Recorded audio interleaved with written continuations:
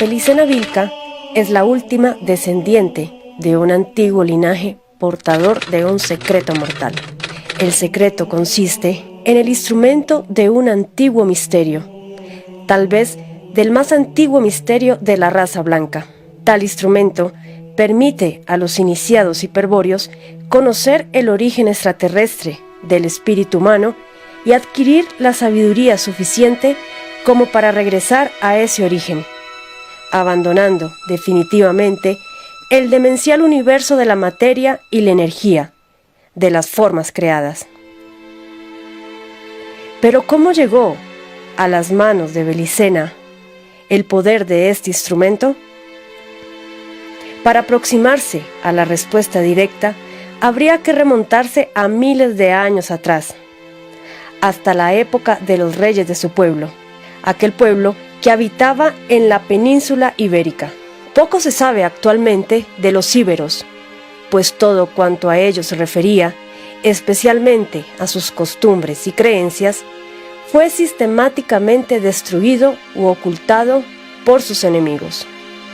Ahora bien, en la época en que conviene comenzar a narrar esta historia, los íberos se hallaban divididos en dos bandos irreconciliables, que se combatían a muerte mediante un estado de guerra permanente. Los motivos de esa enemistad no eran menores, se basaban en la práctica de cultos esencialmente contrapuestos, en la adoración de dioses enemigos. Sin embargo, las causas eran más profundas, y los miembros de la nobleza gobernante, reyes y jefes, las conocían con bastante claridad. Había sido en los días posteriores al hundimiento de la Atlántida, cuando procedentes del mar occidental, arribaron a los continentes europeo y africano grupos de sobrevivientes pertenecientes a dos razas diferentes.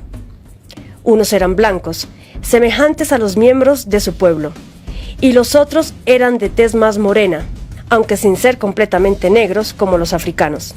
Estos grupos, no muy numerosos, poseían conocimientos asombrosos, incomprensibles para los pueblos continentales, y poderes terribles, poderes que hasta entonces solo se concebían como atributos de los dioses.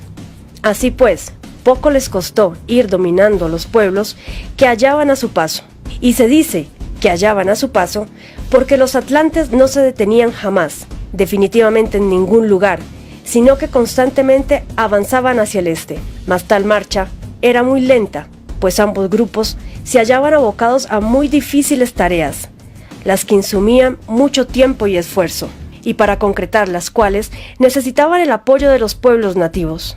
En realidad, solo uno efectuaba la tarea más pesada, puesto que luego de estudiar prolijamente el terreno, se dedicaban a modificarlo en ciertos lugares especiales, mediante enormes construcciones megalíticas, menires, dólmenes, crowlesh, pozos, montes, cuevas, etc.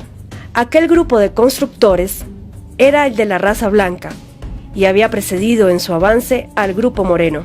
Los pueblos nativos que permanecían en los primitivos solares ya no podían retornar jamás a sus antiguas costumbres. El contacto con los atlantes los había transmutado culturalmente. El recuerdo de los hombres semidivinos procedentes del mar occidental no podría ser olvidado por milenios. Hay que advertir que los grupos de atlantes desembarcados en los continentes, luego del hundimiento de la Atlántida, no eran meros sobrevivientes de una catástrofe natural, algo así como simples náufragos, sino hombres procedentes de una guerra espantosa y total. El hundimiento de la Atlántida es, en rigor de la verdad, solo una consecuencia, el final de una etapa en el desarrollo de un conflicto, de una guerra esencial que comenzó mucho antes, en el origen extraterrestre del espíritu humano y que aún no ha concluido. La guerra esencial es un enfrentamiento de dioses, un conflicto que comenzó en el cielo y luego se extendió a la tierra. Cuando se produce el desembarco continental, una fase de la guerra esencial ha terminado. Los jefes se han retirado a sus puestos de comando y los combatientes directos, que han sobrevivido al aniquilamiento mutuo, padecen diversa suerte. Algunos intentan reagruparse y avanzar hacia una vanguardia que ya no existe. Otros creen haber sido abandonados en el frente de batalla. Otros huyen en desorden.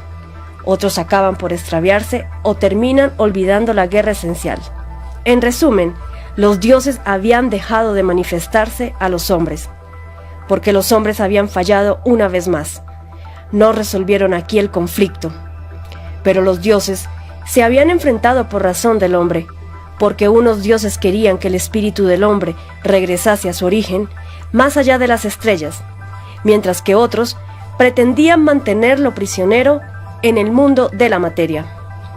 Los atlantes blancos estaban con los dioses que querían liberar al hombre del gran engaño de la materia, y afirmaban que se había luchado reciamente por alcanzar ese objetivo. Pero el hombre fue débil y defraudó a sus dioses liberadores. Permitió que la estrategia enemiga ablandase su voluntad y le mantuviese sujeto a la materia, impidiendo así que la estrategia de los dioses liberadores consiguiese arrancarlo de la tierra. Entonces la batalla de la Atlántida concluyó, y los dioses se retiraron a sus moradas, dejando al hombre prisionero de la tierra, pues no fue capaz de comprender su miserable situación, ni dispuso de fuerzas para vencer en la lucha por la libertad espiritual. Pero ellos no abandonaron al hombre, simplemente la guerra ya no se libraba en la tierra. Un día, si el hombre voluntariamente reclamaba su lugar en el cielo, los dioses liberadores retornarían con todo su poder y una nueva oportunidad de plantar la batalla sería aprovechada. Sería esta vez la batalla final, la última oportunidad antes de que los dioses regresasen definitivamente al origen. Entretanto, los combatientes directos por la libertad del espíritu, que se reorientasen en el teatro de la guerra, los que recordasen la batalla de la Atlántida, los que despertasen del gran engaño, o los buscadores del origen, deberían librar en la tierra un durísimo combate personal contra las fuerzas demoníacas de la materia, es decir, contra fuerzas enemigas abrumadoramente superiores, y vencerlas con voluntad heroica. En la Atlántida, los atlantes morenos fueron sacerdotes que propiciaban un culto a los dioses, traidores al espíritu del hombre. Los atlantes blancos, por el contrario, pertenecían a una casta de constructores guerreros, o guerreros sabios, que combatían en el bando de los dioses liberadores del espíritu del hombre, junto a las castas noble y guerrera de los hombres rojos y amarillos. Por eso los atlantes morenos intentaban destruir sus obras, porque adoraban a las potencias de la materia y obedecían el designio con que los dioses traidores encadenaron el espíritu a la naturaleza animal del hombre. Los atlantes blancos provenían de la raza que la moderna antropología denomina de Cro-Magnon. Habían encomendado a esta raza una misión de principio, un encargo cuyo cumplimiento demostraría su valor y les abriría las puertas de la sabiduría. Debían expandirse por todo el mundo y exterminar al animal hombre, al homínido primitivo de la tierra que solo poseía cuerpo y alma, pero carecía de espíritu eterno, es decir, a la raza que la antropología ha bautizado como Neandertal, hoy extinguida. Los hombres de Cro-Magnon cumplieron con tal eficiencia esa tarea que fueron recompensados por los dioses liberadores con la autorización para reagruparse y habitar en la Atlántida. Allí adquirieron posteriormente el magisterio de la piedra y fueron conocidos como guardianes de la sabiduría lítica y hombres de piedra. Los atlantes continuaban su lento avance hacia el este, atravesando Europa y Asia por una ancha franja que limitaba en el norte con las regiones árticas y desapareciendo misteriosamente al fin de la prehistoria.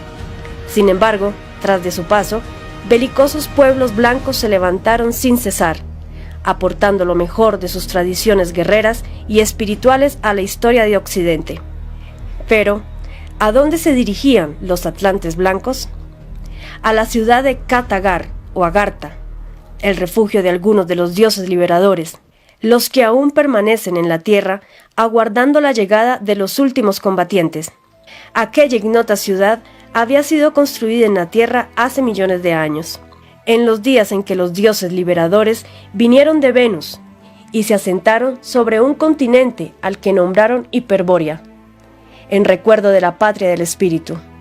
En verdad, los dioses liberadores afirmaban provenir de Hiperbórea, un mundo increado, es decir, no creado por el dios creador, existente más allá del origen. Al origen lo denominaban Tul, y según ellos, Hiperbórea significaba patria del espíritu.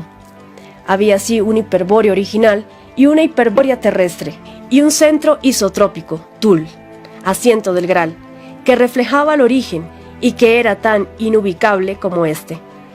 Toda la sabiduría espiritual de la Atlántida era una herencia de Hiperbórea, y por eso los atlantes blancos se llamaban a sí mismos iniciados hiperbóreos. La mítica ciudad de Kattigara, que figura en todos los mapas anteriores al descubrimiento de América, situada cerca de China, no es otra que Katagar, en la que solo se permite entrar a los iniciados hiperbóreos o guerreros sabios, vale decir, a los iniciados en el misterio de la sangre pura.